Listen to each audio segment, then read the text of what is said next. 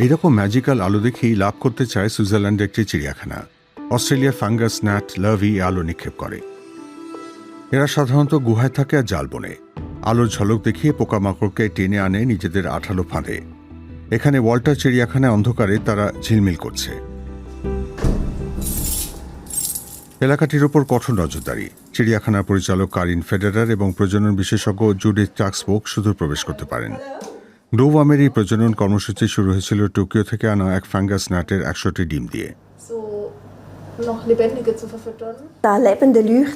অনেকদিন ধরেই আমরা মানুষদের এই জীবন্ত আলো দেখাতে চাইছি, কিন্তু দেশীয় গ্লোওয়ার্ম দিয়ে তা সম্ভব হচ্ছিল না কিছুতেই।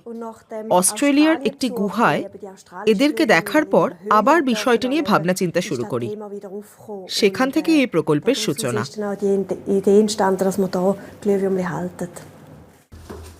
জুডিথ টাক্সবোক প্রতিদিন ঘন্টার পর ঘন্টা এই ক্ষুদ্র প্রাণীদের দেখাশোনা করেন।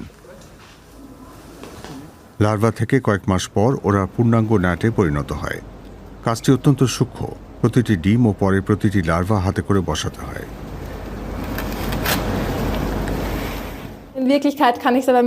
একটু অসাবধান হলেই এই ব্রাশ ব্যবহার করা সত্ত্বেও ওরা মরে যেতে পারে, তাই খুব শান্ত থাকতে হয়। সে কারণেই সন্ধেবেলায় কাজ করতে আমার ভালো লাগে, যখন চারপাশটা নিরিবিলি থাকে। আর শুধু লার্ভা নয়, ডিমগুলোকেও খুব সাবধানে সামলাতে হয়। মিলন বা মেটিংয়ের পর স্ত্রী পোকা ডিম পাড়ে। সেগুলো কাঁচের পাত্রে সাজিয়ে রাখা হয়।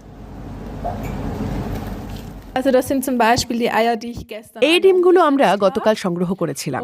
এখন আমাদের আরো 2 সপ্তাহ অপেক্ষা করতে হবে। তারপর ডিম থেকে প্রথম লার্ভা বেরোবে।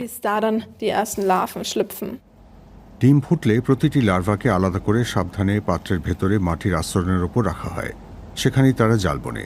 তাদের ফ্রুট ফ্লাই খেতে দেওয়া হয়, আর ধীরে ধীরে অন্ধকারে জ্বলে উঠতে শুরু করে তারা।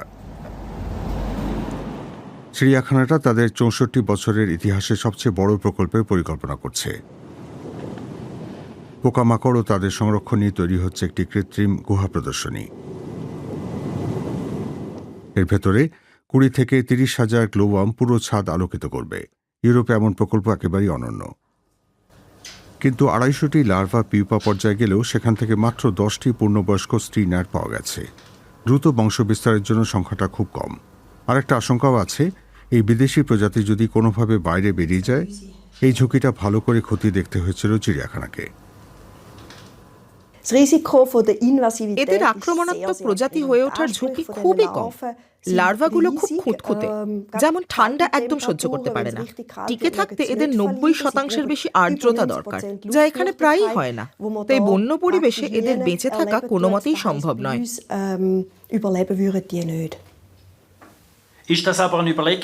এটা কি চিড়িয়াখানার পক্ষ থেকে নিশ্চিত করা জরুরি ছিল?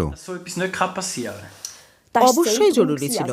আমদানি করার আগে বিষয়টা আমাদের স্পষ্ট করে জেনে নিতে হয়েছে।